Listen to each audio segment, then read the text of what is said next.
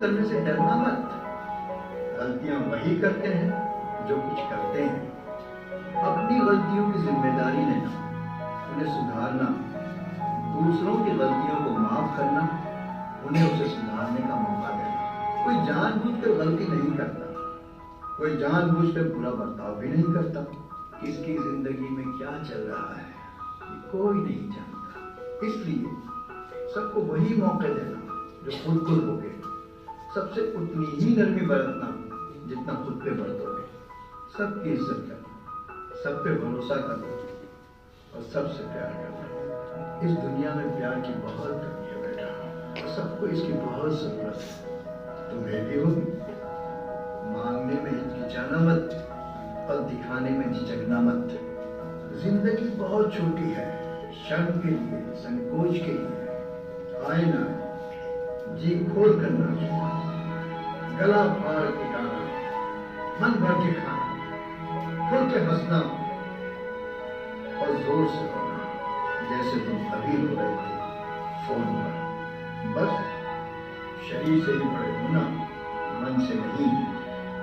जिस दिन अंदर से ये बचपना गया, ये मासूमियत गई, उस दिन समझो जिंदगी गई। भविष्य के बारे में सोचना पर चिंता मत करना। बीते दिनों को याद करना और उनमें खो मत जाना। जिंदगी में कुछ अच्छे दिन आएंगे, कुछ बुरे। अच्छे दिनों में घमंड करना और बुरे दिनों में हताश न होना। सफलता का सारा श्रेय खुद को मत देना और असफलता का जिम्मा दूसरों पे मत थोपना। बेटा बस आगे बढ़ते जाना, खुशियां बांटते जाना, और ये जरूर याद रखना कि तुम्हें यहाँ सिर्फ एक काम से भेजा गया कि तुम इस दुनिया को और भी सुंदर और भी प्यारी जगह बना सको। ढेरों आशीर्वाद के साथ तुम्हारा दादा।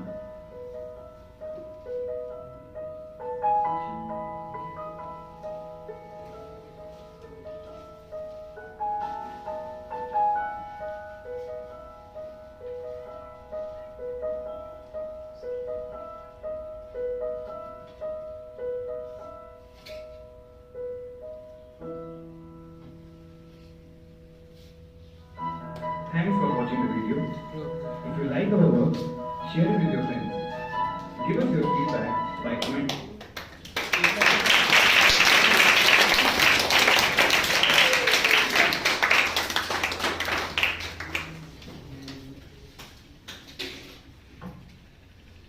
जो इस वीडियो में बात कर रहे हैं दादाजी, वो बूढ़े अंकल, है ना? तो मैं कुछ वैसी ही चीजों के बारे में बात करने आया हूँ आपसे। अच्छा, पंजाबी में बात करें कि हिंदी में? पंजाबी ज्यादा बढ़िया है ना। तो मैं ਤੁਹਾਡੇ ਨਾਲ जो ਅੱਜ ਗੱਲ करनी है वो मेन इसे टॉपिक ते गल करनी है कि सानू जिंदगी किस तरह जीनी चाहिए है। सानू सब तो पहला मैं जदों तुहाडे नाल गल करदा तो पहला मैं ये सोचदा हुंदा कि जदों मैं तुहाडे जिड्डा सीगा मैं की करदा हुंदा सीगा। मैं बहुत शरारती सी, मैं पढ़न च नलायक हुंदा सीगा।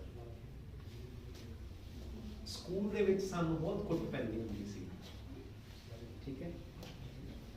तां बस हूबहू ऐ समझ लो मैं तुहाडे वर्गा ही सीगा।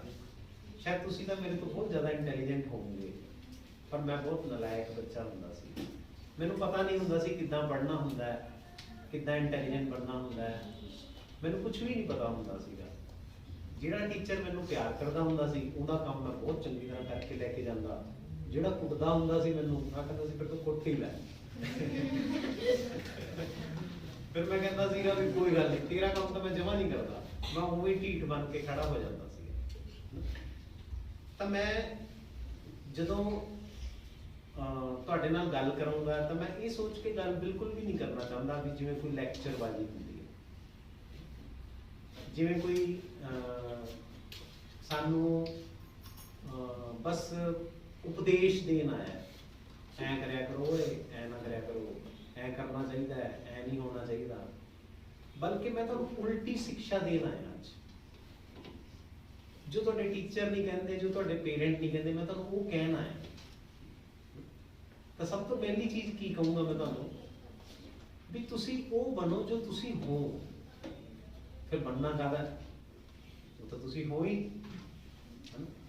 ਇਹਦਾ ਮਤਲਬ ਸਿਰਫ ਇੰਨਾ ਕੁ ਹੈ ਕਿ ਦੂਜਿਆਂ ਵਰਗੇ ਬਣਨ ਦੀ ਕੋਸ਼ਿਸ਼ ਨਾ ਕਰੋ। ਜਿਹੇ ਜਿਹੇ ਤੁਸੀਂ ਹੋ, ਤੁਸੀਂ, ਤੁਹਾਨੂੰ ਪਤਾ ਪ੍ਰਮਾਤਮਾ ਨੇ ਸਭ ਨੂੰ ਯੂਨੀਕ ਬਣਾਇਆ। ਕਿਸੇ ਦੀ ਕਾਰਬਨ ਕਾਪੀ ਬਣਾਈ ਨਹੀਂ। ਕਿਸੇ ਦਾ ਅੰਗੂਠਾ ਨਹੀਂ ਮਿਲਦਾ, ਕਿਸੇ ਦਾ ਰੈਟੀਨਾ ਨਹੀਂ ਮਿਲਦਾ।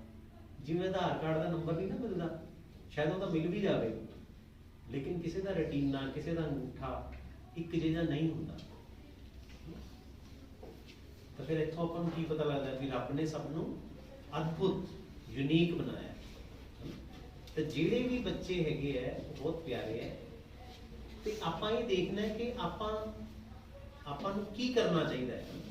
ਤਾਂ ਮੈਂ ਇਹ ਸੋਚ ਕੇ ਆਇਆ ਕਿ ਤੁਸੀਂ ਬੜੇ ਪਿਆਰੇ ਬੱਚੇ ਹੋ ਕਿ ਆਪਾਂ ਟੀਨ ਏਜ ਦੇ ਵਿੱਚ, ਟੀਨ ਏਜ ਸਮਝਦੇ ਹੋ? ਟੀਨ ਏਜ ਦਾ ਮਤਲਬ ਹੁੰਦਾ ਹੈ ਵੀ ਜਿੱਥੇ 12 ਤੋਂ ਬਾਅਦ 13, 14, 15, 13 ਤੋਂ ਥੱਲੇ ਕਿਹੜੇ ਕਿਹੜੇ ਬੱਚੇ ਹੈ? ਤੇ ਹੁਣ ਇਹ ਥੱਲੇ ਕਰ ਲਓ ਹੱਥ। ਤੇ 13 ਤੋਂ ਉੱਪਰ ਵਾਲੇ ਜ਼ਿਆਦਾਤਰ 13 ਤੋਂ ਉੱਪਰ ਵਾਲੇ ਆ ਨਾ, 13 ਤੋਂ ਥੱਲੇ ਵਾਲੇ ਘੱਟ ਹੈ।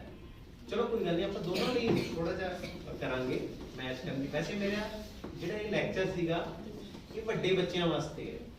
ਟੀਨ ਜਿਹੜੇ 13 ਦੇ ਹੋ ਗਏ ਜਾਂ 13 ਤੋਂ ਉੱਪਰ ਹੋ ਗਏ, ਲੇਕਿਨ ਕੋਈ ਗੱਲ ਨਹੀਂ, ਆਪਾਂ ਐਸੇ ਮੁਤਾਬਕ ਗੱਲ ਕਰਾਂਗੇ। ਦੇਖੋ ਜਿਹੜੇ ਸਾਡੇ ਇਹ ਬਚਪਨੇ ਦੇ ਦਿਨ ਹੈ, ਜਿਹੜੇ ਸਾਡੇ ਟੀਨ ਏਜ ਦੇ ਦਿਨ ਹੈ, ਇਹ ਸਭ ਤੋਂ ਬੈਸਟ ਡੇਜ਼ ਹੈ।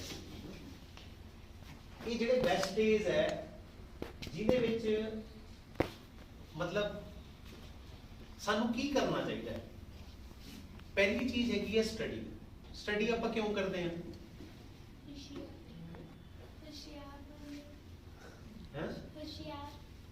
ਹੁਸ਼ਿਆਰ ਬਣਨ ਲਈ। ਹਾਂ ਠੀਕ ਹੈ, ਕਿਉਂਕਿ ਜੇ ਸਕਸੈਸ ਪਾਉਣ ਲਈ, ਕਿਉਂਕਿ ਜਦੋਂ ਆਪਾਂ ਪੜ੍ਹਦੇ ਹਾਂ ਉਦੋਂ ਆਪਾਂ ਨੂੰ ਨੌਲੇਜ ਹੁੰਦੀ ਹੈ, ਕੋਈ ਚੀਜ਼ ਸਿੱਖਣ ਨੂੰ ਮਿਲਦੀ ਹੈ ਨਾ। ਲੇਕਿਨ ਸਾਨੂੰ ਜੇ ਕੋਈ ਕੁੱਟ ਮਾਰ ਕੇ ਕਹੇ ਚਲੋ ਇਹ ਪੜ੍ਹ, ਚਲੋ ਇਹ ਦੇਖ, ਚਲੋ ਇਹ ਕਰ, ਪਰ ਸਾਨੂੰ ਨਾ ਭੈੜੀ ਲੱਗਣ ਲੱਗ ਜਾਂਦੀ ਹੈ ਸਟੱਡੀ। ਜਦ ਕਿ ਸਟੱਡੀ ਦੇ ਨਾਲ ਕੀ ਹੋਣਾ ਸੀ? ਸਟੱਡੀ ਦੇ ਨਾਲ ਸਾਨੂੰ ਗਿਆਨ ਹੋਣਾ ਸੀ, ਸਟੱਡੀ ਦੇ ਨਾਲ ਸਾਨੂੰ ਨੌਲੇਜ ਹੋਣੀ ਸੀ।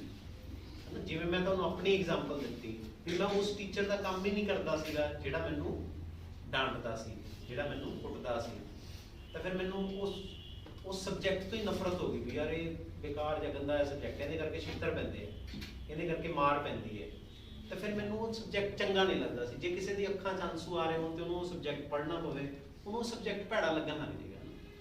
ਜਦ ਕਿ ਸਟੱਡੀ ਕਾਹਦੀ ਚੀਜ਼ ਹੈ? ਸਟੱਡੀ ਇੰਜੋਇਮੈਂਟ ਦੀ ਚੀਜ਼ ਹੈ। ਪਹਿਲਾ ਪੁਆਇੰਟ ਕੀ ਹੈ? Just enjoy your study.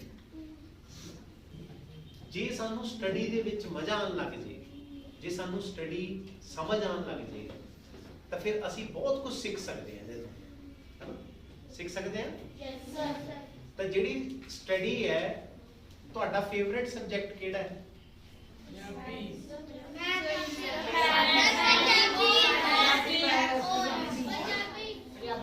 Punjabi ਤੇ ਮੈਥ। ਮੈਨੂੰ ਐਂ ਲੱਗਦਾ ਇਹਦੇ ਗਾਹਕ ਜ਼ਿਆਦਾ ਹੈ, ਪੰਜਾਬੀ ਤੇ ਮੈਥ। ਦੇਖੋ ਮੈਥ ਤਾਂ ਮੇਰੇ ਬਹੁਤ ਪੂਰ ਹੁੰਦਾ ਸੀਗਾ। ਜਿਹੜਾ ਮੈਥ ਸੀਗਾ ਉਹਦੇ ਤੋਂ ਤਾਂ ਮੈਨੂੰ ਡਰ ਲੱਗਦਾ ਹੁੰਦਾ ਸੀਗਾ ਵੀ ਹਾਂ ਇਹ ਤਾਂ ਬਹੁਤ ਔਖਾ ਸਬਜੈਕਟ ਹੈ। ਲੇਕਿਨ ਮੈਨੂੰ ਇਹ ਅੱਛਾ ਲੱਗਿਆ ਕਿ ਤੁਹਾਡਾ ਫੇਵਰਿਟ ਸਬਜੈਕਟ ਮੈਥ ਹੈ। ਜਿਨ੍ਹਾਂ ਦਾ ਮੈਥ ਫੇਵਰਿਟ ਹੁੰਦਾ ਹੈ ਬਹੁਤ ਵਧੀਆ ਇੰਜੀਨੀਅਰ ਬਣ ਸਕਦੇ ਹੈ, ਬਹੁਤ ਅੱਗੇ ਜਾ ਸਕਦੇ ਹੈ, ਕਿਉਂਕਿ ਮੈਥ ਕਿਸ ਕੰਮ ਆਉਂਦਾ ਹੈ।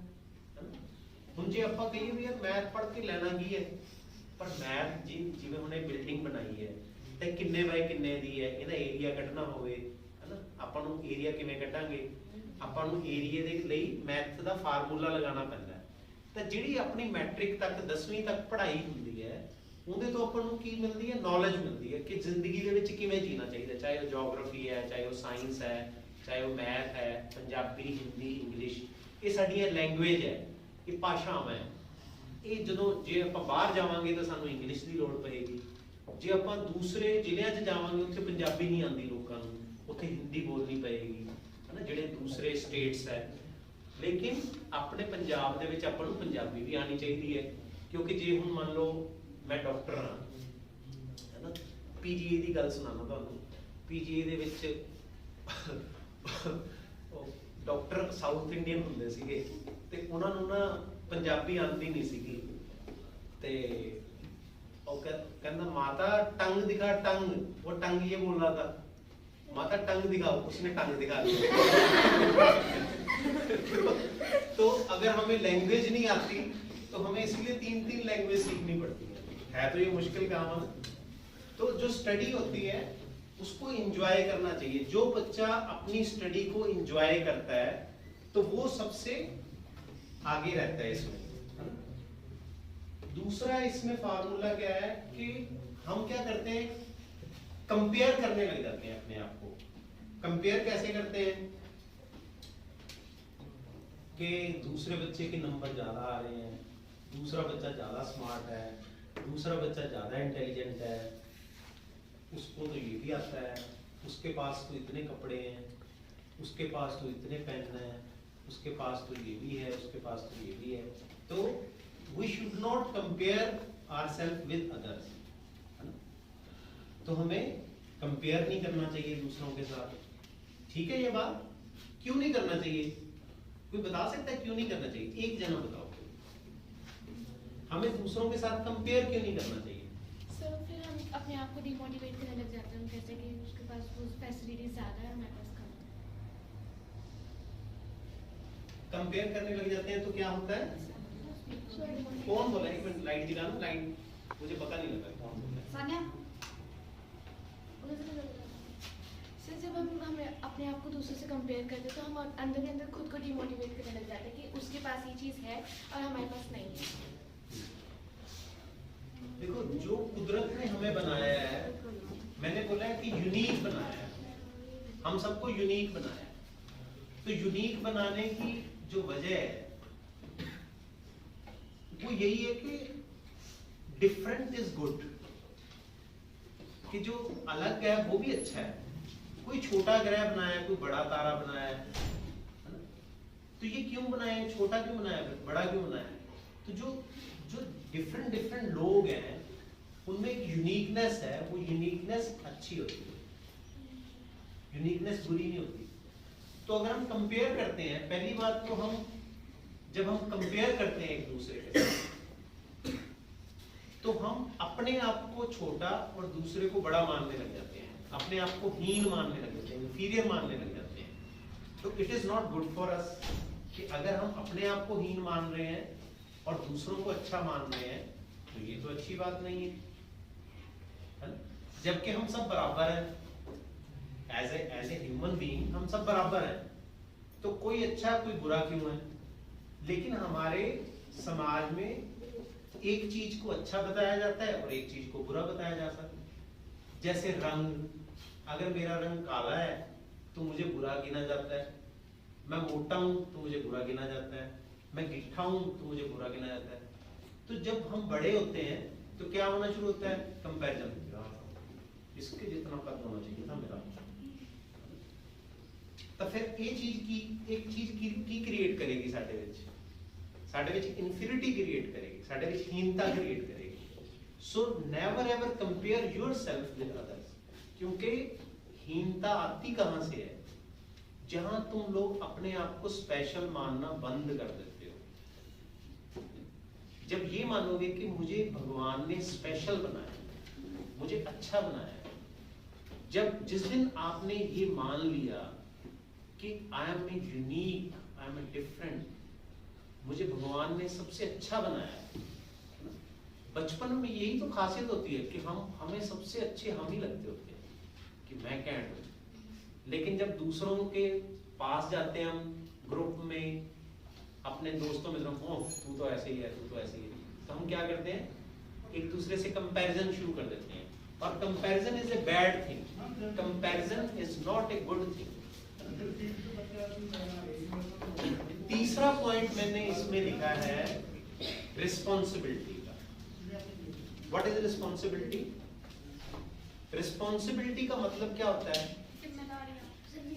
एक स्पाइडरमैन फिल्म देखी है आपने? Yes sir. तो स्पाइडरमैन फिल्म में एक डायलॉग था कि great powers comes with great responsibilities. इसका क्या मतलब होता है पता है? बड़ी ताकत के साथ बड़ी जिम्मेदारियां भी आती हैं। यस, वेरी गुड, ट्रांसलेटर तो कैंट है। तो अगर हमने बड़ी ताकत लेनी है तो हमें बड़ा रिस्पॉन्सिबल बनना पड़ेगा। रिस्पॉन्सिबिलिटी का मतलब क्या होता है? नहीं, जिम्मेदारी तो ठीक है, जिम्मेदारी क्या होती है? मेरा सवाल ये है कि जिम्मेदारी क्या होती है? किसी को नहीं पता ये? सर जो हमें काम दिया जाता है वो, सर जो हमें काम दिया जाता है। यस, देखो जब मैं अपने काम जो मेरे काम आने हैं, जो काम जो मेरे लिए नीड्स हैं, मेरी जरूरतें हैं, जब मैं उनके प्रति जिम्मेदार होता हूं तो मैं इसका मतलब अपने प्रति जिम्मेदार हूं। मैं वो काम पूरे करता हूं जो मुझे करने चाहिए, जो मेरे लिए बहुत जरूरी हैं।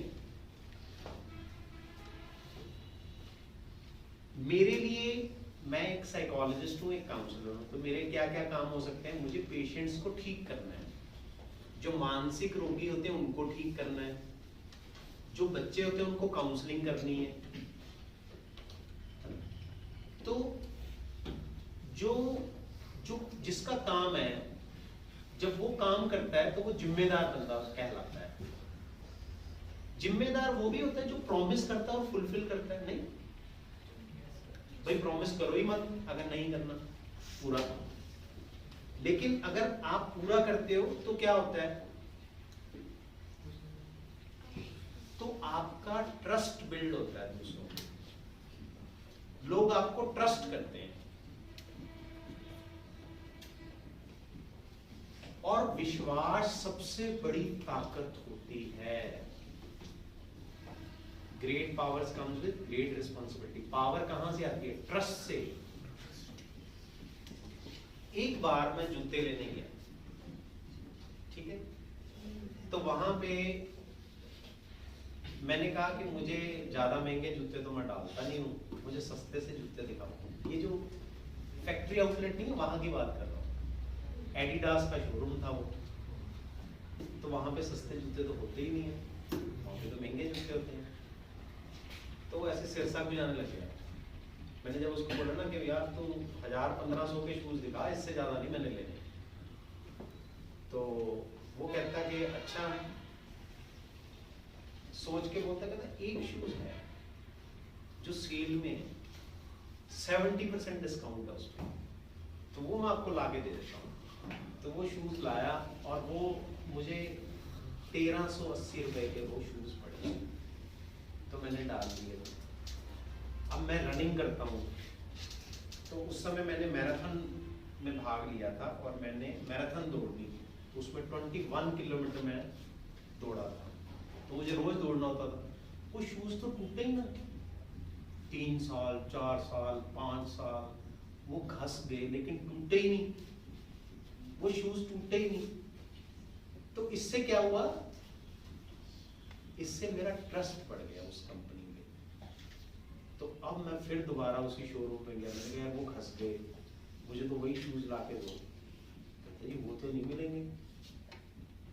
मैंने कहा भी मुझे तो वही चाहिए। कहता फिर मंगवा तो दूंगा, लेकिन अब वो सेल में नहीं है, वो 5000 के पड़ेंगे। मैंने कहा फिर क्या होगा, 5 साल चलते हैं यार, 5 साल अगर चलेंगे तो कोई बात नहीं। तो इसका मतलब क्या होता है? जूते की कंपनी एक तरह से प्रॉमिस करती है कि भाई हमारी चीज अच्छी है, हमारी चीज बढ़िया है, तो मैं उस पर ट्रस्ट क्यों करूं?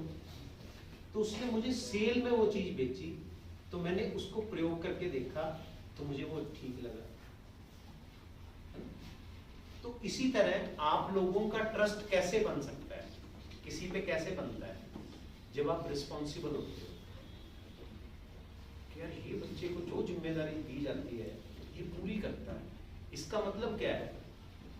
इसका मतलब इसका अपनी कमिटमेंट पे कंट्रोल्ड है, इसका अपने प्रॉमिस पे कंट्रोल है, इसका अपने मन पे कंट्रोल है।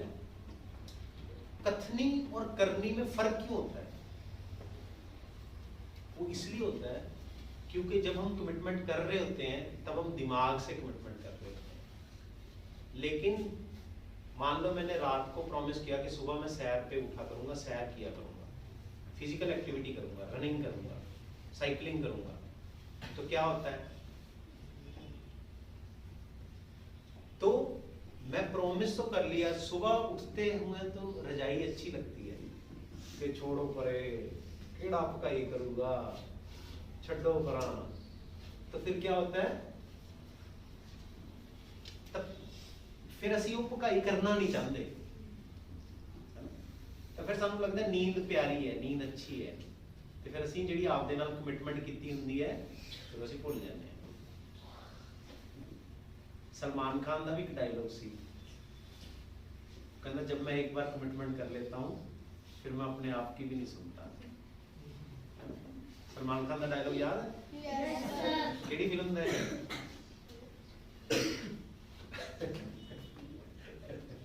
मैनू नहीं पता। हाँ किसका? रेडी हो सकता है रेडी का हो, भाई मुझे तो नहीं आइडिया, ठीक है। लेकिन मुझे वो डायलॉग बड़ा अच्छा लगता है कि जब मैं एक बार कमिटमेंट कर लेता हूँ फिर मैं अपने आप की भी नहीं सुनता। ये अपना आप है कौन? ये हमारा मन है। तो आप ऐसी कमिटमेंट करते हो जिसमें आप अपने आप की सुनते हो, मन की सुनने लग जाते हो जब, तो फिर वो फुलफिल नहीं कर पाते आप उस प्रॉमिस को जो आपने अपने साथ किया होता है। इससे क्या होता है? आपका कॉन्फिडेंस कम हो जाएगा कि यार मैं सोचता हूँ तू करता तो, जिससे आपका कॉन्फिडेंस कम हो जाता है। लेकिन जब आप वो चीज करते हो जो आपने सोची थी तब आप छा जाते हो। क्यों? क्योंकि आपका ट्रस्ट। आप मुझे बताओ, आप वोट क्यों देते हो किसी को? वोट वो देता है जब हमें ट्रस्ट होता है कि यार ये नेता अच्छा है, इसको वोट देनी चाहिए। आप किसी का सामान क्यों खरीदोगे कंपनी का? क्योंकि आप ट्रस्ट करते हो उस कंपनी पे कि वो अच्छी है।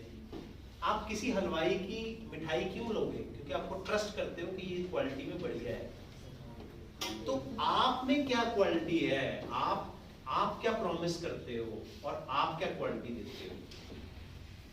अगर आप अपनी बात पे कायम नहीं रहते हो, अगर आप प्रॉमिस करके उस पे कायम नहीं रहते हो, तो आपका अपना ही ट्रस्ट खत्म हो जाता है। और ट्रस्ट बहुत बड़ी बात होती है कि यार ये बच्चा जो कहता है वो करता है। आप मुझे बताओ, उससे ताकतवर इंसान और कौन हो सकता है जो सोचता है वही करता है, जो कहता है वही करता है। तो उस पर कितने लोग ट्रस्ट करने लग जाएंगे? महात्मा गांधी के पास क्या था, लेकिन लोग ट्रस्ट करते थे उसको, तो इसलिए इतने लोग पीछे लग गए। भगत सिंह के पास क्या था? कमिटमेंट थी उसके पास, और वो उसने वही किया जो उसने सोचा। तो वही चीज हमें ताकतवर बनाती है। तो आज मैं वही चीजें आपके साथ डिस्कस करना चाहता हूं जो आपकी पर्सनैलिटी को इंप्रूव कर सकती है। थर्ड चीज है एम्पैथी। एम्पैथी के बारे में किसी को पता है? एक तो होती है सहानुभूति, कि हमें लगता है यार पुअर है, बेचारा है, इसकी हेल्प करनी चाहिए, इसकी मदद करनी चाहिए, कमजोर लोगों की हेल्प करनी चाहिए। ये अच्छी एटीट्यूड है, ये बुरी बात नहीं है। लेकिन एक एम्पैथी होती है। एम्पैथी एक इतनी जादुई चीज है जिससे आप दूसरों के साथ रिलेशनशिप में अच्छे होते हो, जिससे आप दूसरों को समझ सकते हो कि क्या है। एम्पैथी एक ऐसी चीज है। एम्पैथी क्या होती है? एम्पैथी का मतलब होता है कि आप दूसरे को अंडरस्टैंड कैसे करते हो। दूसरे को अंडरस्टैंड कैसे करोगे? जब आप अपने आप को दूसरे की जगह पे रख के देखते हो। जब आप अपने आप को दूसरे की जगह पे रख के देखोगे, तब आप जैसे कोई एनिमल को काट रहा हो, आपको लगता है इसके दर्द हो रहा होगा, इसको एम्पैथी बोलते हैं। जैसे मैं जब लेक्चर शुरू किया, मैंने कहा मैंने अपने आप को आपकी जगह पे रख के देखा कि जब मैं छोटा था तब मैं कैसा था, तब मैं कैसे करता था। तो ये क्या है, ये एम्पैथी है। इससे मुझे आपको अंडरस्टैंड करने में मदद मिली कि यार जब मैं ऐसा था मैं कैसा था, तो फिर मुझे आपको अंडरस्टैंड करने में हेल्प मिली। तो अगर आप अपने आप को टीचर्स की जगह पे रख के देखोगे, पेरेंट्स की जगह पे रख के देखोगे, दोस्तों की जगह रख के देखोगे, तो आप उनको अंडरस्टैंड कर पाओगे कि ये कैसे सोचता होगा, ये क्या चाहता होगा। ठीक है। लास्ट इसमें बट नॉट लीस्ट, ये जो चीजें मैं बता रहा हूं, ये 1 2 3 4 5 चीजें बताएंगे, लेकिन ये पांचों के पांचों ऐसी चीजें हैं, अगर आपने आज सीख ली तो आपकी लाइफ चेंज हो जाएगी। क्यों बोल रहा हूं मैं? अगर आप स्टडी को पावरफुल बनाना चाहते हो तो उसमें मजा लो, उसको एंजॉय से करो, दुखी मन से नहीं। अगर आप दूसरों से कंपेयर करते हो तो आप कम पावरफुल बनते हो। अगर आप रिस्पॉन्सिबल होते हो तब भी आप पावरफुल बनते हो। और एम्पैथी क्या है? एम्पैथी से आप दूसरों को अंडरस्टैंड करते हो। और लास्ट चीज क्या है? Face your fear. अच्छा, जब हम फेस करते हैं फियर को तब क्या होता है? देखो, पहले दिन तो हमें साइकिल चलाते हुए भी डर लगता है कि गिर ना जाए, कि बैलेंस ना बने। पहले दिन तो हमें इस चीज से भी डर लगता है, लेकिन बाद में क्या होता है? बाद में हम हाथ छोड़ के भी साइकिल चलाते हैं। पहले दिन तो फौजी को भी डर लगता होगा पैराशूट से छलांग लगाते हुए, पहले दिन तो सभी को डर लगता है, लेकिन बाद में क्या होता है? बाद में उसी चीज की आदत हो जाती है, हैबिट, अडेप्टेशन। हम उसी तरह के ढल जाते हैं। अगर हम गर्मी में रहने लग जाए तो गर्मी की आदत हो जाती है, सर्दी में रहने लग जाए तो सर्दी की आदत पड़ जाती है। हमारा शरीर वैसे ही ढल जाता है जिस तरह के भी हम इन्वायरमेंट में रहते हैं। तो फेस करने से क्या होता है? डर का भी हम इलाज मतलब अगर हम डर का सामना करेंगे क्या होगा? डर हमारा निकल जाएगा। अगर 6 बार डरावनी फिल्म देखें तो हमें सीन याद हो जाते हैं कि यहाँ पे चीख मारेगी, यहाँ पे भूत आएगा, यहाँ पे ये होगा, तो क्या होता है? हमारा डर निकल जाता है। अगर हम अंधेरे में जाने लग जाएंगे तो अंधेरे का डर निकल जाएगा। आप लोगों को डर लगते हैं? इन्होंने यस बोला, वो हाथ खड़े करो और वो अपना अपना डर बताओ। आप किससे डरते हो? अंधेरे से। और आप? सर अंधेरे से। और आप? Sir insect. इंसेक्ट से। आप? अंधेरे से। आप? सर अंधेरे से। आप? अंधेरे से। देखो, अंधेरे में हमें क्यों डर लगता है? क्योंकि अंधेरा में हमें कुछ दिखाई नहीं देता, तो हमें लगता है कि कोई छुपा होगा, कोई ऐसे होगा। अंधेरे में हमें डर लगता है ना। मेरी बेटी को अंधेरे से डर लगता था, तो उसका डर मैंने कैसे दूर किया पता है? मैंने कहा, बेटा मैं और तुम, हम ना स्टोर में बंद होएंगे अंधेरे में, बिल्कुल अंधेरा। तो अगर मैं आपके साथ होऊंगा, मैंने अपनी बेटी को पूछा कि अगर मैं आपके साथ होऊंगा तो आपको डर लगेगा? कहती बिल्कुल भी नहीं, अगर आप साथ होगे तो फिर तो मुझे बिल्कुल भी नहीं डर लगेगा। मैंने कहा फिर हम बंद होए? कहते ठीक है। तो मैंने स्टोर की कुंडी लगाई, लाइट ऑफ कर दी स्टोर की। स्टोर में तो वैसे ही अंधेरा होता है, दिन में भी, तब तो रात थी, तो एकदम गुप्त अंधेरा हो गया। उसने मेरा हाथ ऐसे जोर से पकड़ लिया। तो क्या हुआ फिर? थोड़ी देर में थोड़ी लाइट आनी शुरू हो जाती है। मैंने कहा अब डर लग रहा है? कि अब तो बिल्कुल भी नहीं लग रहा, अब तो रोशनी ही आ गई, आंखें देखने लग गई अंधेरे में भी, तो अब तो कुछ नहीं डर लग रहा। मैंने कहा अगर एक बात बताओ, अगर मैं दरवाजे के बाहर खड़ा हो जाऊं और आप अंदर हो, और आप जैसे ही मुझे बोलो मैं अंदर आ जाऊंगा, कोई डरने वाली बात है? कहती अकेली? मैंने कहा और क्या? कहते मैंने कहा फिर डरने वाली बात है? कहते नहीं इतनी तो डरने वाली बात है। मैंने कहा ठीक है, फिर ऐसा करना, मैं बाहर खड़ा होऊंगा और आप अंदर, और मैं कुंडा लगा दूंगा। कहते ठीक है। मैंने कहा जब भी आपको डर लगे आप मुझे आवाज लगा लेना। तो जैसे ही मैंने कुंडा लगाया, कहती पापा। तो मैंने कहा अभी क्या हुआ? तो कहती मैं तो ये देखना चाहती थी कि बाहर आवाज तो जाती है ना, कहीं ऐसा ना हो आवाज ही ना जाए। तो मैंने कहा मुझे तो सुन रहा है, कोई बात नहीं, आप अब मैं बाहर खड़ा हो जाऊँ, 5 मिनट पूरे अंदर आपने रहना। तो 5 मिनट पूरे अंदर रही और फिर मैंने उसको बाहर निकाल लिया। मैंने कहा अगर पापा इधर उधर चले जाए 2-3 मिनट के लिए तो कुछ हुआ तो है नहीं, 5 मिनट तुमने देख लिया, क्या कोई भूत आया, कुछ हुआ ऐसा? कुछ नहीं। तो 5 मिनट बाद मैं घूम घाम के आ गया, तब भी उसको डर नहीं लगा। तो धीरे धीरे क्या हुआ, इसको बोलते हैं डर का सामना। जिस चीज से हमें डर लगता है, अगर धीरे धीरे हम उसका सामना करें तो हम उसके आदी हो जाते हैं, अडेप्टेशन हो जाती है, और मिसकंसेप्शन जो होती है डर के प्रति वो दूर हो जाती है, फिर हम वैसे ही हो जाते हैं। तो इसलिए डरने वाली कोई बात ही नहीं है, ठीक है। तो जिस जिस चीज से हमें डर लगता है उसका थोड़ा थोड़ा सामना करना शुरू करो। घर जाके आज एक्सपेरिमेंट कौन कौन करने वाला है, ठीक है? तो डर का सामना करना, जिस चीज से डर लगता है उसका सामना करोगे तो उसका डर निकल जाएगा, ठीक है? Excuse me, sir. हाँ जी सर ये कह रहे हैं मैं भूत से डरता, मैं भूत कैसे ले आऊंगा? भूत तो होते ही नहीं है, तो फिर डरते क्यों? तुमको पता है ना भूत होते नहीं, क्योंकि तुमने बोला भूत कहाँ से लाऊं? जब भूत होते ही नहीं है तो फिर आप डरोगे क्यों? वो तो आपकी कल्पना में है। अगर मान लो मैं यहाँ पे ये आइस तो बनी हुई है, यहाँ पे लाल लाल आंखें बना दूं, लाल लाल जीभ बना दूं, बड़े बड़े दांत बना दूं और खुद ही डरने लगूं,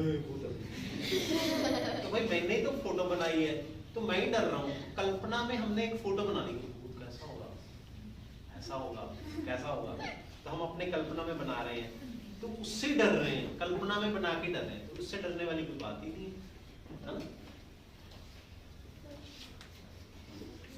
देखो ये एग्जाम स्ट्रेस के बारे में, एग्जाम जो जब पेपर होते हैं किस किस को टेंशन होती है?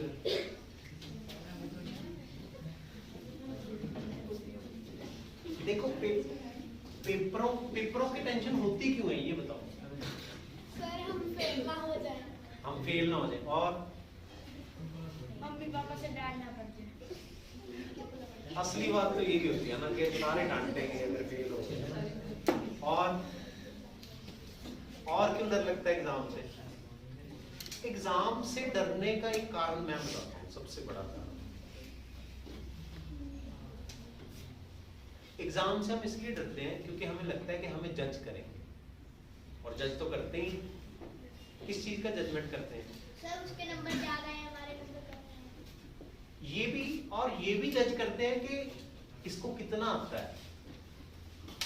अगर मुझे आता भी हो, लेकिन मुझे अगर ये पता लगे कि मुझे जज किया जाएगा, तो मैं थोड़ा डरूंगा कि हाय पता नहीं क्या सोचेंगे मेरे बारे में, हाय पता नहीं कितने नंबर देंगे मेरे को, हाय पता नहीं क्या पूछ लेंगे।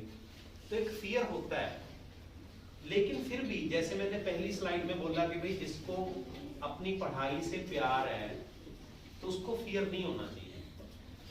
हमें नंबरों के लिए नहीं पढ़ना चाहिए, हमें किस लिए पढ़ना चाहिए? नॉलेज के लिए, एंजॉयमेंट के लिए। तो इसलिए हम जब इस तरह से पढ़ते हैं तो फिर हमें डर नहीं लगता पढ़ाई से। इसमें मैंने बताया कि क्या क्या रीजन होते हैं ना, जैसे जो बच्चे ब्रेकफास्ट नहीं करते, ऐसे बहुत सारे बच्चे होते हैं जो मम्मा मुझे नहीं खाना कुछ, और चूजी होते हैं, कुरकुरे दे दो, चिप्स दे दो, जितनी चीजें चाहिए वो दे दो। लेकिन अगर पूछे मैगी बना दो, हाँ मैगी बना दो, मैगी अच्छी है। तो अगर मतलब जो ताकतवर चीजें होती हैं, ताकतवर चीजें कौन कौन सी होती हैं? सर फ्रूट्स, ड्राई फ्रूट्स, काले चने, मिल्क, काले चने में सबसे ज्यादा कैल्शियम होता है, पता है? घोड़ा कहते हैं, घोड़ा क्या करता है? चने, ताकतवर होता है। काले चनों का सूप पिया कभी आपने? बहुत पावरफुल होता है। जो डाइट है, डाइट में कुछ चीजें अच्छी होती हैं, लेकिन पढ़ाई के दिनों में तो हम वो भी खाना बंद कर देते हैं। पढ़ाई के दिनों में, पेपरों के दिनों में हमें लगता है नींद आएगी, छोड़ो ज्यादा रोटियां मत खाओ, नींद आएगी, है ना? तो हम सुस्ती को दूर करने के लिए रोटियां कम कर देते हैं। लेकिन अगर हम डाइट को कम करेंगे तो पढ़ाई में कमजोर हो जाएंगे। नींद को हम कंप्रोमाइज करने लग जाते हैं पढ़ाई के दिनों में, और एक्सरसाइज भी नहीं करते। फिजिकल एक्टिविटी रोज करता है कोई? यहाँ पे कौन है जो रोज करता है फिजिकल एक्टिविटी? कोई भी नहीं है। फिजिकल एक्टिविटी समझते हो? कसरत बहुत कम बच्चे हैं। फिजिकल एक्टिविटी अगर आप नहीं करोगे तो आपके ब्रेन में एक केमिकल होता है जिसको एंडोर्फिन बोलते हैं, वो रिलीज ही नहीं होता फिर, तो खुशी नहीं मिलती उससे हमें। अगर हम फिजिकल एक्टिविटी करते हैं, आपको पता है उससे ब्रेन में एंडोर्फिन रिलीज होते हैं, वो पेन किलर का काम करता है, वो एनर्जाइज करता है, हमें चुस्त दुरुस्त बनाता है, याद रखने की पावर बढ़ती है उससे। तो एग्जाम के दिनों में तो खास करके वैसे भी हम फिजिकल एक्टिविटी करना भूल गए हैं। कोरोना के बाद तो बिल्कुल ही बंद हो गया है। पहले गली में खेलते थे बच्चे,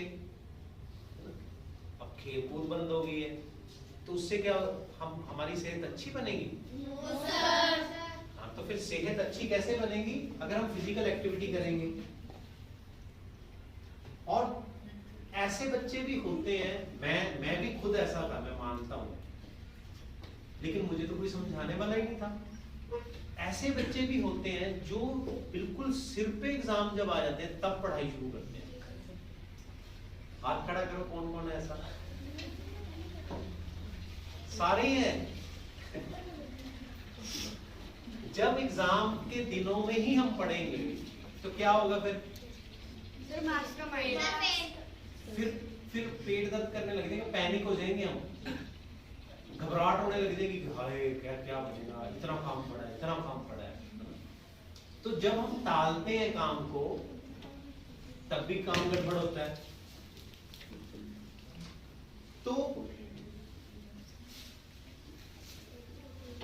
बाकी और भी बहुत सारे रीजन है जिससे हमें एग्जाम से डर लगता है, लेकिन मुझे ये वाले रीजन इंपॉर्टेंट है कि भाई डाइट का इशू, नींद हम कम कर देते हैं, एक्सरसाइज नहीं करते फिजिकल, ठीक है ना, और शेड्यूल नहीं बनाते, अपना टाइम टेबल नहीं बनाते। अगर हम रोज पढ़ेंगे, एंजॉय करके पढ़ेंगे, तो फिर तो कोई दिक्कत ही नहीं आने वाली एग्जाम के दिनों में।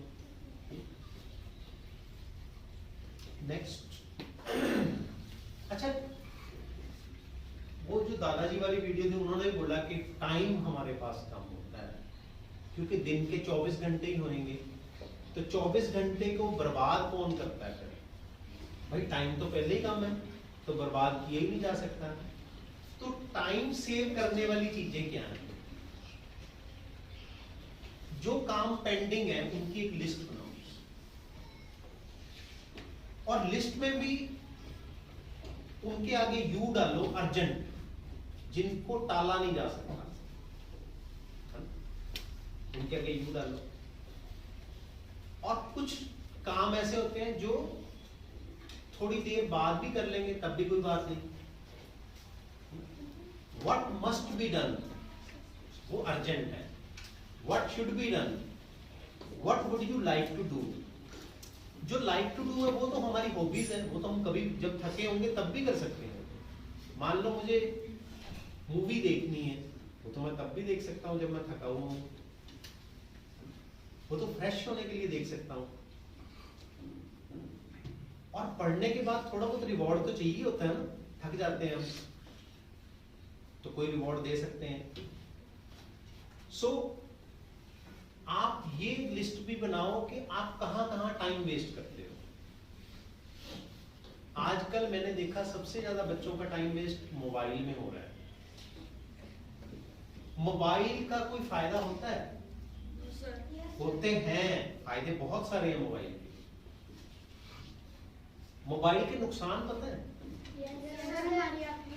चलो कोई एक बच्चा बताओ क्या क्या नुकसान होते हैं। कौन बताएगा? चलो बताओ। Good. सर हमारी लाइफ की एंजॉयमेंट खत्म हो जाती है।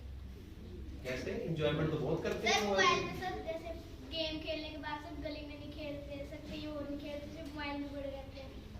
मोबाइल में पड़े रहते हैं, एंजॉयमेंट खत्म कर ली, ठीक है। और सर टाइम वेस्ट हो गया। टाइम वेस्ट होता है, बिल्कुल। सामने आप बताओ मोबाइल को मिसयूज करने के। मोबाइल के अभी अच्छे से मुझे मतलब पता नहीं चले कि क्या नुकसान है।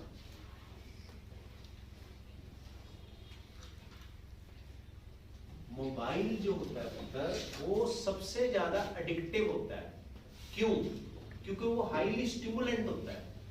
हमारे ब्रेन को कुछ दिख भी रहा है मोबाइल में, हमारे कानों को कुछ सुन भी रहा है, हमारी उंगलियां भी चल रही हैं। It is very stimulating.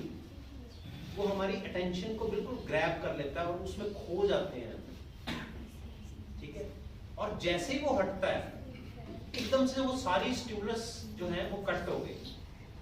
जैसे ही वो कट होते हैं तो हमें बेचैनी होती है, इरिटेशन होती है कि जल्दी दो मुझे मोबाइल, जल्दी दो, जल्दी दो, जल्दी दो।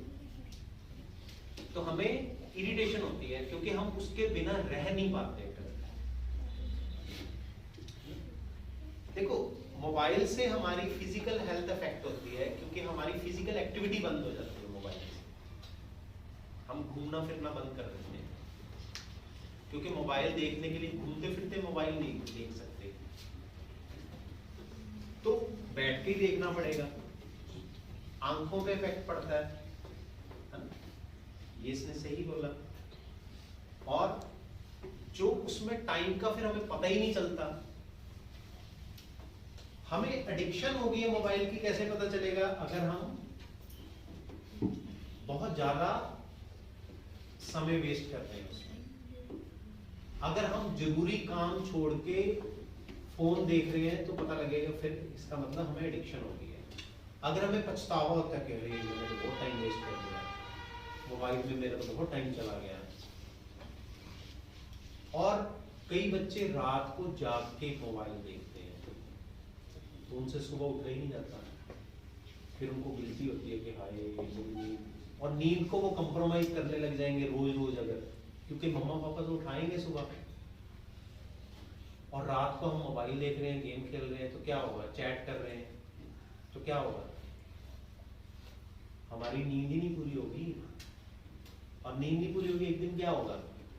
हमारे पे प्रेशर बढ़ेगा ब्रेन पे, हम मानसिक रूप से कमजोर हो जाएंगे, बीमार हो जाएंगे, क्योंकि ये तो मन की जरूरत है भाई, नींद तो पूरी होनी चाहिए।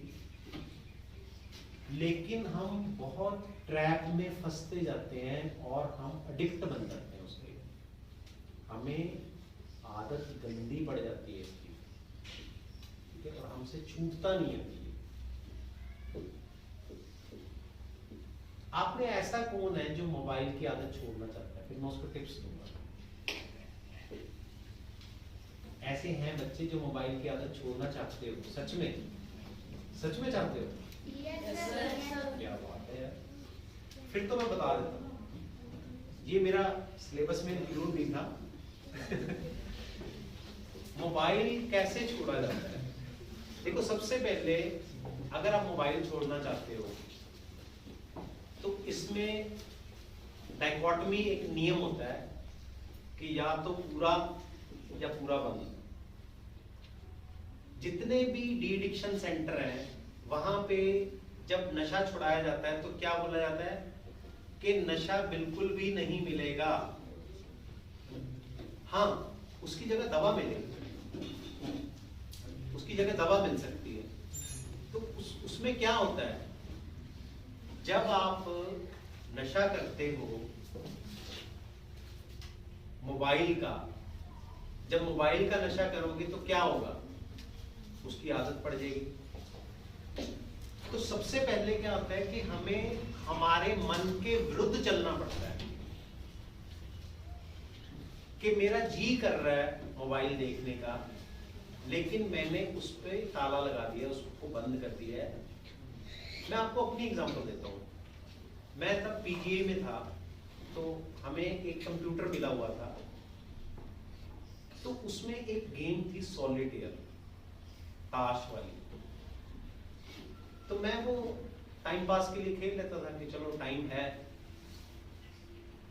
लेकिन क्या हुआ कि शाम को मैं जब अपना काम खत्म कर लेता तो खेलता था, लेकिन धीरे धीरे क्या हुआ कि चलो कल काम कर लेंगे, गेम खेलते हैं। धीरे धीरे क्या हुआ, काम मेरा पेंडिंग होने लग गया और मैं गेम की आदत से ग्रस्त हो गया। तो क्या हुआ, एक दिन मुझे पता लगा यार तुम तो साइकोलॉजिस्ट है, तुझे ही आदत पड़ गई कि तुम तो यार इसको छोड़ के दिखाते फिर मानो तुझे। मैंने कहा अच्छा। तो मुझे पहला नियम याद था कि पहला नियम क्या होता है, एब्स्टिनेंस।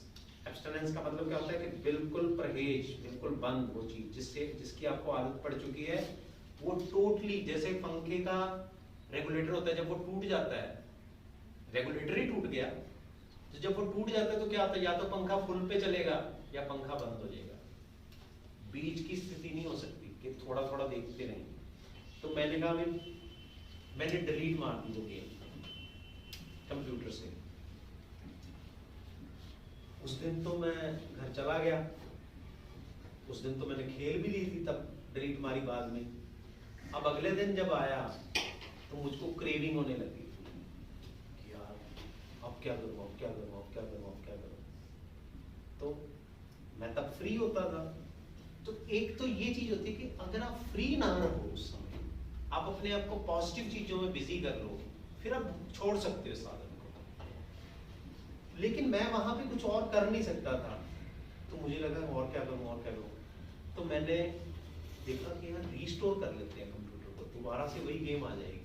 तो मैंने रीस्टोर कर लिया, फिर वही गेम आ गई और फिर मैंने खेली। मैंने कहा तू काहे का साइकोलॉजिस्ट है, तू तो फिर लग गया खेलने। फिर मुझे पछतावा हुआ। फिर अगले दिन मैंने जहां से रीस्टोर हो सकता था वहां से भी गेम हटा दी कि यार बिल्कुल ही ताला लगा दिया। तब क्या हुआ, तब मुझे बहुत फिक्र हुई कि यार अब तो मैं कहीं से भी नहीं खेल सकता। फिर मैंने सब्स्टिट्यूट निकाला कि यार मैं उस दोस्त को फोन लगा लेता हूँ, उस दोस्त से मिलाता हूँ। तो मैंने अपने टाइम को उस तरह से डाइवर्ट किया, ध्यान को कहीं और लगाया, उस समय को पास किया, उस क्रेविंग को झेला। वो जो क्रेविंग हो रही थी उसको झेलना पड़ेगा। तो जब मैंने 1 महीना बिल्कुल नहीं खेली, फिर मैंने वो डाउनलोड की दोबारा, लेकिन मैंने खेली नहीं क्योंकि मेरे कानों को हाथ लग चुके थे। अब आदत नहीं डालनी। जब आप इतना कमिटमेंट कर लेते हो कि भाई मुझे 1 महीने के लिए मुश्किल आएगी, मुझे करना है, मोबाइल छोड़ना है। पहली बात क्या होती है, देखो मेरा मन तो बहुत कुछ चाहता ही रहेगा, मेरा मन तो बहुत कुछ चाहेगा, लेकिन क्या मैं अपने मन की हर बात मान लूं? मेरा मन तो मुझे मिसगाइड भी कर सकता है। मेरा मन तो पेन और प्लेजर के बारे में सोचता है, लेकिन मेरा जो दिमाग है, मेरा दिमाग अलग तरह से सोचता है। वो पेन एंड प्लेजर के बारे में नहीं सोचता। मेरा जो दिमाग है वो लाभ हानि के बारे में सोचता है कि मुझे कहां से लाभ मिल रहा है, कहां से हानि हो रही है। लेकिन मान लो मुझे गर्मी लग रही हो और मेरा मन करे कि एसी चलाओ, ठीक है। अगर मेरा दिमाग मेरे मन को बोले कि तू एसी खुद चला ले, तो क्या मेरा जो मन है वो एसी चला लेगा? तो मन को परमिशन चाहिए दिमाग की, और अगर हम परमिशन नहीं देंगे कि नहीं खेलनी, जितना मर्जी जी करता रहे, थोड़ी देर के लिए उदास ही होंगे, थोड़ी देर के लिए जी मुश्किल करेगा, इरिटेट होंगे, कोई बात नहीं, ध्यान को पलट लो, कहीं और लगा लो। तो सबसे पहला पॉइंट क्या है, देखो मान लो मेरा जी नहीं कर रहा, लेकिन मुझे पुलिस वाला हाथ दे देता है, तो मुझे रुकना तो पड़ेगा ना, मेरा जी तो नहीं कर रहा। तो जी कई चीजों के लिए नहीं करता, लेकिन वो करनी पड़ती हैं, और कई चीजों के लिए करता है लेकिन वो नहीं करनी होती।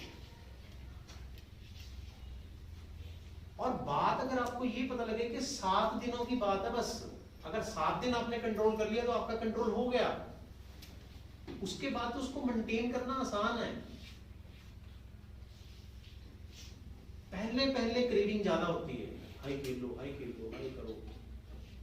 लेकिन बेटा जी अगर आप अपनी सेहत खराब कर रहे हो, अगर आप अपना टाइम इतना वेस्ट कर रहे हो, पढ़ाई वेस्ट कर रहे हो, और आपके मम्मा पापा गुस्से हो रहे हैं, तो आपको करना पड़ेगा ये चीज कंट्रोल, है ना? तो इसलिए ये कुछ तरीके जो मैंने बताए हैं आप इसको इस्तेमाल कर सकते हो। तो कट आउट टाइम वेस्टिंग, जो अनइम्पॉर्टेंट एक्टिविटीज हैं उनको ड्रॉप करो। आप देखो और भी तो टाइम वेस्ट करते होगे, गप्पे मारने में वेस्ट कर सकते हो, कोई और चीजों में वेस्ट कर सकते हो, तो आपको देखना पड़ेगा आप टाइम वेस्ट कहाँ कर रहे हो।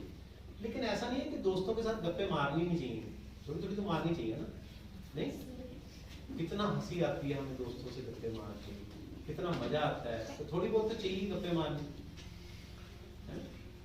कुछ चीजें हमारे लिए अच्छी भी होती हैं, लेकिन मोबाइल का तो मुझे कोई ऐसा नजर नहीं आ रहा कि जिसमें हमें उसका कोई वो लगे। Plan your day, plan your activities, है ना? आपके गोल क्या है लाइफ में, आप क्या होना चाहते हो, क्या बनना चाहते हो, उस तरह से एक लिस्ट बनाओ, है ना? शॉर्ट नोट्स बनाओ और फिर उसको अप्लाई करो। टालने वाली जो हैबिट है उसके बारे में ये है, हम सभी कहते हैं कि आज का काम कल करेंगे, लेकिन वो कल कभी आता ही नहीं। इसका क्या क्या कारण होता है? कुछ बंदे तो परफेक्शनिस्ट होते हैं कि पूरे अच्छे से करेंगे, नहीं तो नहीं करेंगे, पूरे अच्छे से करेंगे, वो अच्छा कर ही नहीं पाते और वो टलता रहता है काम। तो मुझे ऐसा लगता है कि जो टालने वाली हैबिट है इससे हमारा बड़ा नुकसान हो जाता है। पेपरों के दिनों में ही हम पढ़ते हैं, तो ये टालने की हैबिट के कारण ये कि कल कर लेंगे, अभी तो टाइम पड़ा है, अभी तो टाइम पड़ा है, अभी तो टाइम पड़ा है, और वो धीरे धीरे वो वही दिन आ जाता है। एक बात याद रखना बेटा, जो बच्चा आज अपने आप को दुखी नहीं कर सकता ना, वो कल नहीं आने वाला उसका। और जिसको हम दुख समझ रहे हैं वो एक्चुअल में सुख है। मान लो मैं जिम जाता हूं, तो जिम में मुझे पहले तो लातें दुखने लग जाएंगी, हाथ दुखने, डोले दुखने लग जाएंगे, एक्सरसाइज करके शरीर दुखने लग जाएगा, मेरे से 10 किलो वजन भी नहीं उठाया जाएगा। लेकिन धीरे धीरे अगर मैं रोज जाने लग जाऊं तो क्या होगा? शरीर कमजोर होगा कि मजबूत होगा? तो अगर मैं रोज जाने लग जाऊंगा तो एक दिन ऐसा आएगा मैं 100 किलो वजन भी उठा लूंगा और फिर भी मेरे डोले नहीं दुखेंगे, इतना पावरफुल हो जाऊंगा। लेकिन ये कैसे हुआ? पहले मुझे दुख झेलना पड़ा, पहले मुझे कमिटमेंट करनी पड़ी मन के अगेंस्ट, मन के उलट, है ना? तो ये चीज हमें करना पड़ेगा कि भाई हम टाल क्यों रहे हैं, प्रायोरिटी क्या है, हमारा गोल क्या है, पर्पस क्या है हमारी लाइफ का, हम क्यों टाल रहे हैं उसको देखो पहले। Break big initiative into smaller task. भाई पहले छोटे छोटे टास्क करो, बड़े बड़े ना सोचो, पहले छोटे छोटे रोज का करना शुरू करो। फिर 10 मिनट ही दूंगा, चलो 15 मिनट ही दूंगा इस चीज को, पहले छोटे छोटे टास्क बनाओ, उससे आपका मन थोड़ा थोड़ा उसके प्रति जो अवॉइडेंस है वो कम हो जाएगी, धीरे धीरे आप करने लायक हो जाओगे। सेट डेडलाइंस, तो आप डेडलाइंस बनाओ अपनी, रफ ड्राफ्ट बना लो, पहले एक रफ ड्राफ्ट बना लो। जब आप रफ ड्राफ्ट बना लेते हो तब आपको एक स्ट्रक्चर पता लग जाता है कि अच्छा मुझे ये करना है, फिर आप बाद में उसमें ऐड करते जाओ, बाद में उसमें डालते जाओ, तो उससे आपको बड़ा फायदा पहुंचता है। नेक्स्ट, जब हमें टेंशन हो तब क्या करना चाहिए? Meditation and relaxation. रिलैक्स होने के लिए जरूरी नहीं है कि समाधि लगा के बैठ जाएं हम, यही मेडिटेशन है, यही रिलैक्सेशन है। रिलैक्सेशन हमें म्यूजिक से भी मिल सकती है, रिलैक्सेशन हमें खेल के भी मिल सकती है ना? रिलैक्सेशन हमें दोस्तों से गप्पे मार के भी मिल सकती है। रिलैक्सेशन जो होती है वो एक तरह का हमारा प्लेजेंट टाइम है। लेकिन अगर हमें घबराहट होने हो रही है, पैल्पिटेशंस हो रही हैं, सांस मुश्किल से आ रहा है, पसीना आ रहा है, डर लग रहा है, तब हमें एक डीप ब्रीथ एक्सरसाइज करनी चाहिए। तो वो मैं 5 मिनट आपको बता देता हूँ। मुंह से सांस लेंगे हम सभी, आप सभी मेरे साथ करना। मुंह से सांस, एक लंबा सांस लेंगे, उसको होल्ड करके रखेंगे और नाक से छोड़ेंगे। मुंह से सांस लूंगा, थोड़ी देर रोक के रखूंगा, नाक से करूंगा। स्टार्ट करें? चलो, सीधे बैठना है इसमें, क्योंकि फेफड़े सीधे होने चाहिए जब सांस लेंगे। तो लंबा सांस लेंगे हम, मुंह से सांस लेंगे। 1 2 3।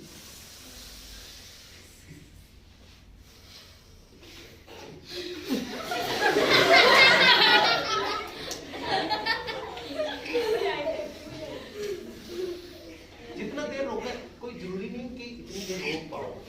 किसी का रुकेगा, किसी का नहीं भी रुकेगा, ठीक है? इट्स ओके, कोई बात नहीं। दोबारा से करें? 1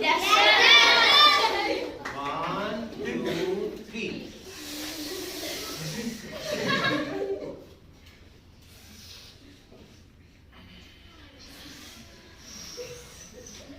तो रोक पाए? ये जो एक्सरसाइज है, ये 5 मिनट लगातार करनी है। इसमें छोटे सांस नहीं लेने, लंबे लंबे सांस ही लेने, रोक के रखना है, छोड़ना है, लंबा। अगर आप देखो, मैंने पीजीए में काम किया है ना, तो अगर किसी को घबराहट होती है, अगर किसी को डर लगता है, पावरफुल बनना चाहते हो, अगर कंसंट्रेशन को इम्प्रूव करना चाहते हो, मेमोरी को तो सारे इम्प्रूव करना चाहते हैं, तो अगर आप ये चीजें करोगे तो बहुत बेनिफिशियल होगा। अच्छा, एक लेट के करने वाली एक्सरसाइज होती है, वो तो यहाँ नहीं करवा सकता मैं। जैकोब्सन प्रोग्रेसिव मसल रिलैक्सेशन बोलते हैं उसको। एक मेडिटेशन होती है, मेडिटेशन हम यहाँ कर सकते हैं, लेकिन आज टाइम थोड़ा ज्यादा हो गया। उसमें क्या होता है कि ये जो ट्रायंगल है, नाक वाली, मूंछों वाला हिस्सा, नाक के भीतर वाला हिस्सा और बिंदी वाला हिस्सा, ये ट्रायंगल, इसमें हमने ध्यान देना है कि सांस कैसे अंदर जा रहा है, कैसे बाहर आ रहा है। तो 5 मिनट के लिए ये भी कर सकते हैं रोज। सांस अंदर चला गया, सांस बाहर आ गया, इतना तो पता लगता है सबको कि कब सांस अंदर गया, कब सांस बाहर आया, बस सांस को देखना होता है, ठीक है? तो ये भी आप लोग कर सकते हो। मेडिटेशन किसको बोरिंग लगती है? सबको ही बोरिंग लगती होगी, नहीं? No sir. अच्छी होती है मेडिटेशन। Yes sir.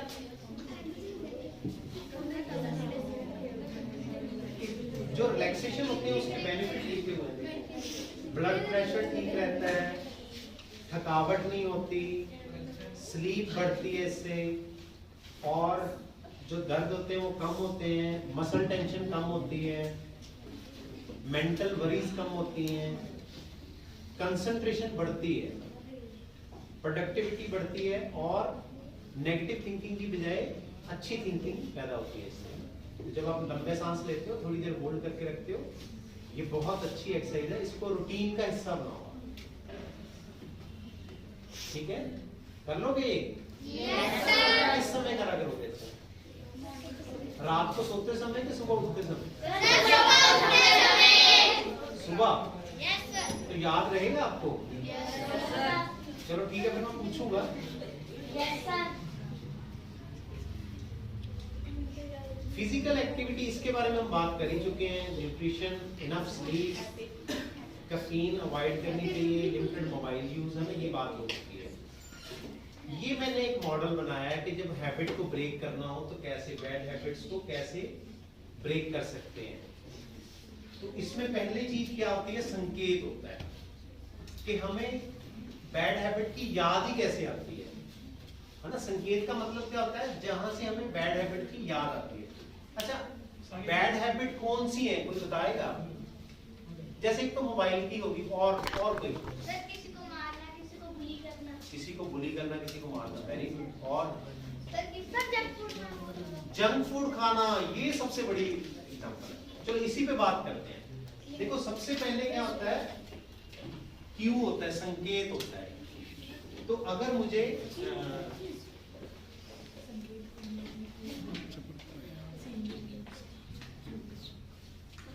मुझे जंक फूड छोड़ना है, तो जंक फूड मेरे मन में संकेत आता है एक,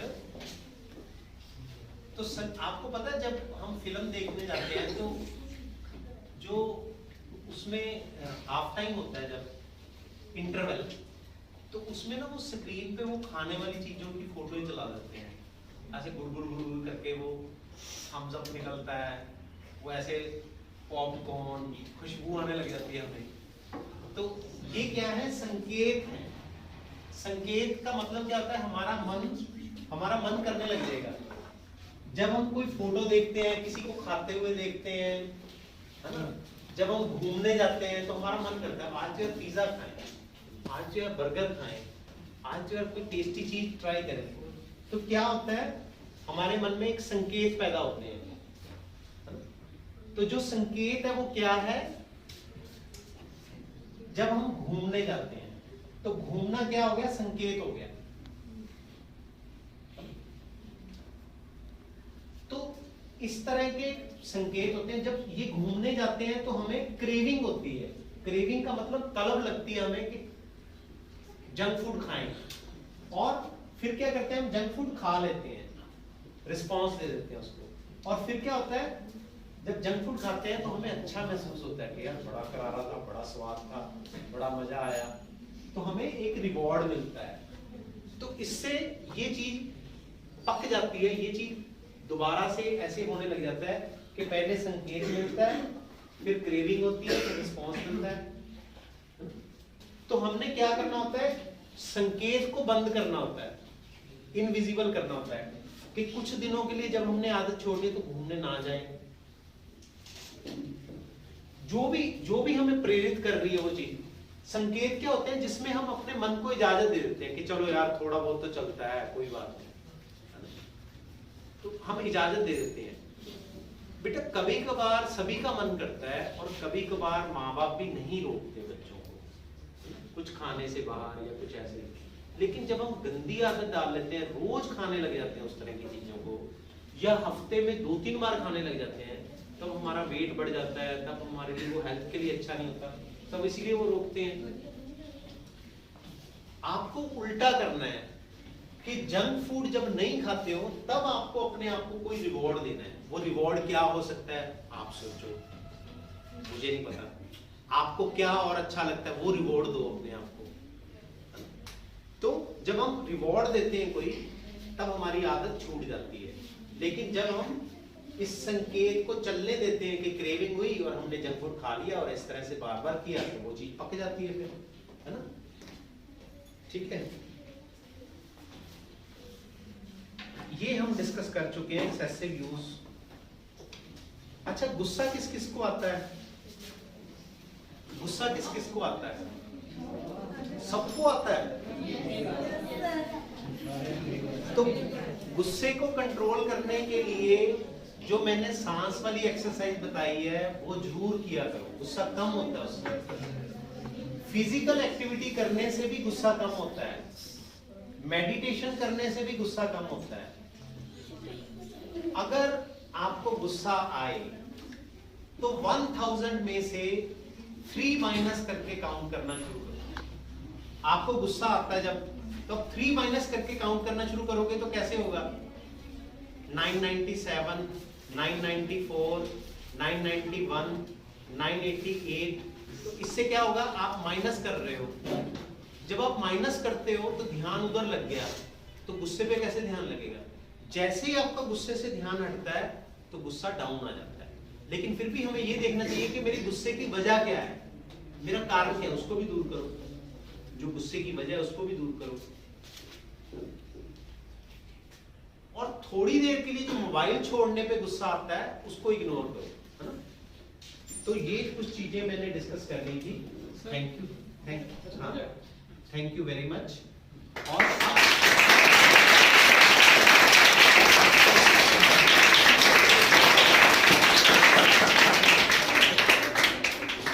थोड़ा इंटरेस्टिंग बनाने के लिए ना, I have planned to give you 3 prizes. Okay, you want to take it? Yes, sir. जो भी कुछ आज सर ने लेक्चर दिया तो उस लेक्चर के अंदर किसने ध्यान से सुना नहीं सुना पता लग जाएगा। Sir, you can ask 3 questions out of this today's session. Okay, and the winners will get these prizes.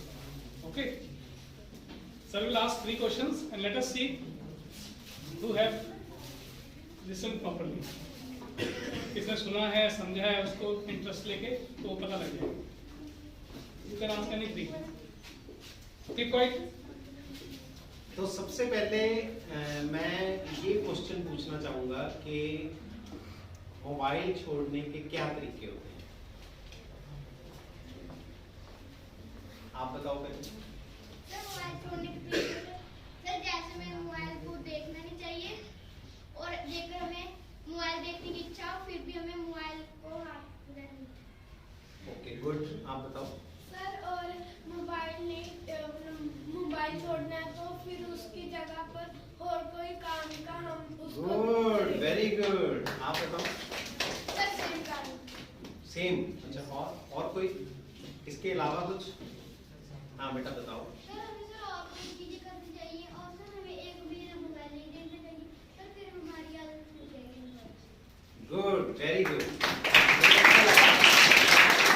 लेकिन इसने सबसे अच्छा आंसर दिया. किसने? इसने. Come.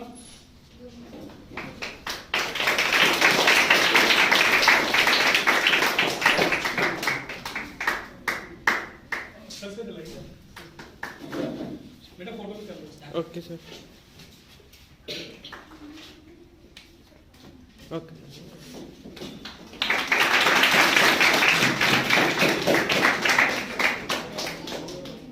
अच्छा जो डीप ब्रीथ एक्सरसाइज मैंने अभी बताई है वो कोई करके दिखा सकता है यहाँ पे.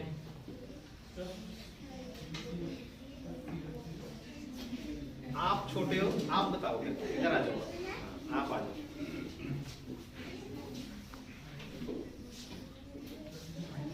हाँ बताओ कैसे बताया मैंने सांस की एक्सरसाइज कैसे करनी है. He is Manpreet sir. अच्छा यही है मनप्रीत. इसको तो बहुत जरूरी है फिर. सर पहले सर मुंह से अंदर सांस लेनी है सर बाद में 5 सेकंड अंदर रखने हैं सर बाद में नाक में. ठीक है करके दिखाओ. ये तो नाक से लिए. ये तो छोटा लिए है.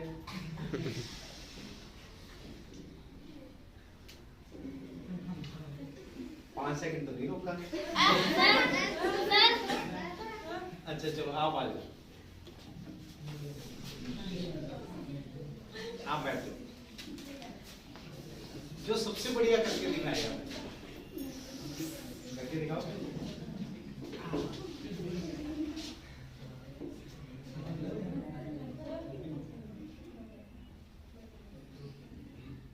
क्या और कोई आओ. हाँ, और कोई आओ. आप आ जाओ.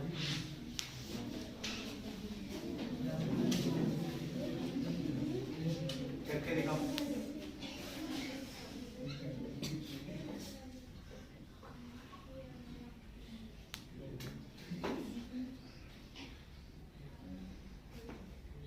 फिर कर दो. नहीं ये तो नहीं ठीक है. जैसे मिर्ची लगती है. चलो आप बैठ जाओ. आप बैठ. कोई और आप पीछे पीछे पीछे वो इधर वाला. हाँ उसने पहले भी आंसर ठीक दिया था. इसको देखो कैसे करना है. Don't talk. It's a competition. ये तो नाक से लिया. नहीं ये नहीं मुंह से. मिर्ची तो लगेगी.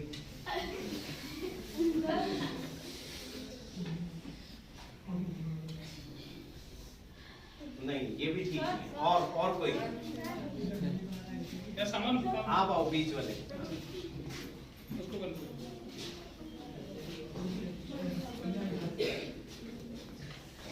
करके दिखाओ. नहीं बेटा ऐसे देखो आप सभी गलत कर रहे हो. आप ऐसे कर रहे हो. ऐसे करना है.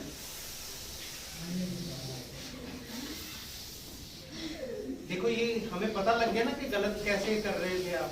तो ये इनाम देने का ये फायदा हो कि हमने करवा के फिर देख लिया सबको है ना. इंटरेक्टिव होगा तो इफेक्ट कितना होगा पता नहीं. ठीक है. और ये लड़की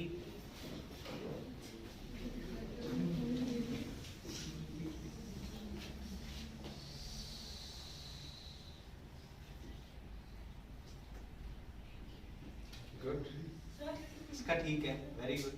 और कोई? अब ये प्रॉमिस कौन कर रहा है कि भाई रोज किया करेंगे 5 मिनट? क्योंकि इससे मैंने बता दिया कंसंट्रेशन भी इंप्रूव होती है, एग्रेशन भी इंप्रूव होती है। तो इसको रोज करना है 5 मिनट के लिए, इट इज वेरी इफेक्टिव। लेकिन बच्चे बोर हो जाते हैं, करनी है बस, ठीक है? ओके, अब इसने मनप्रीत ने करके दिखाया था, तो मनप्रीत को प्राइज दे देते हैं, है ना?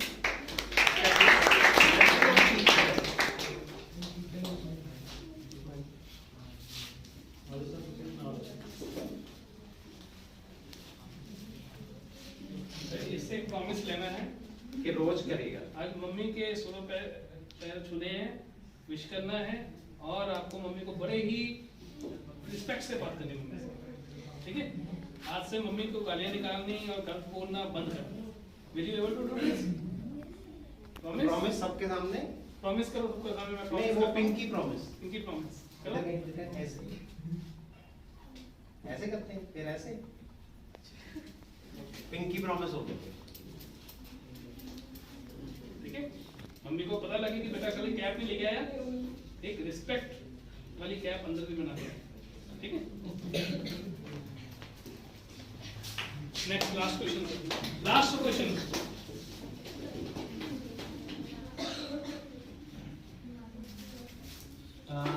ये थोड़ा मुश्किल बड़े बच्चों के लिए क्वेश्चन है। क्या आप उस ब्रेन में उस केमिकल का नाम बोला था मैंने, वो बता सकता है कोई, जो फिजिकल एक्टिविटी से इंक्रीज होता है?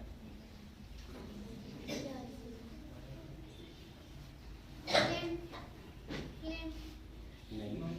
केमिकल और कोई जो मैंने अभी बताया था कि जब हम फिजिकल एक्टिविटी करते हैं तो वो केमिकल इंक्रीज होता है। अगर किसी को याद है तो उसको भी प्राइज मिल जाएगा। है? नो बेटा, साथ वाले ना तू तो बोला, उसको मत बुलाओ। नो, आप बताओ।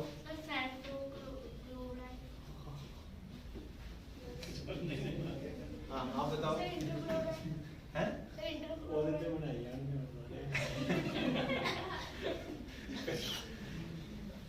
नहीं पता, चलो मैं दोबारा से बताता हूँ। एंडोर्फिन रिलीज होते हैं। क्या है दोबारा बोलो? नेक्स्ट क्वेश्चन तो कैंसिल हो गया। एग्जाम के दिनों में 4 चीजें क्या इंप्रूव करनी चाहिए? जिससे अभी तक नहीं पूछा मैं उससे पूछूंगा। कोई और? एग्जाम के दिनों में 4 चीजें जो इंप्रूव करनी चाहिए वो क्या है?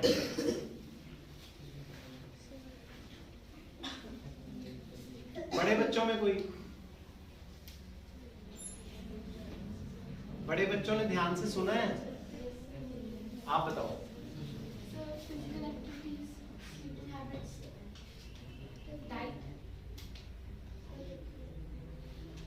Physical activity, sleeping habits, diet,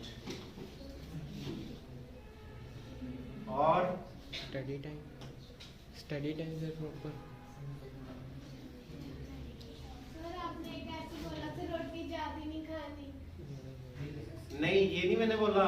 diet अच्छी लेनी है, डाइट अच्छी लेनी है उल्टा। सर हमें स्लीपिंग डिले करनी चाहिए, हमें पढ़ाई डिले नहीं करनी चाहिए पेपरों के लिए, हमें पढ़ाई को रिस्पॉन्सिबिलिटी की तरह लेना चाहिए और पढ़ाई को एंजॉय करना चाहिए। Good.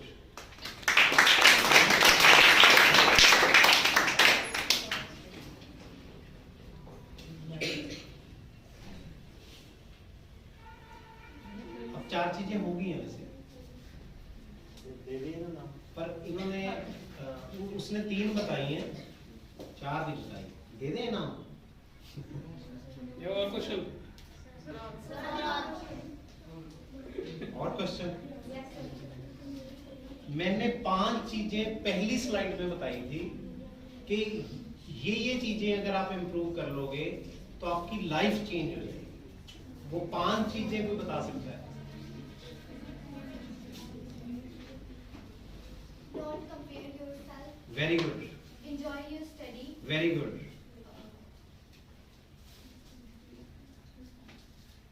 Responsibility. Very good. Face your fear. उससे अभी वो बोल रही है।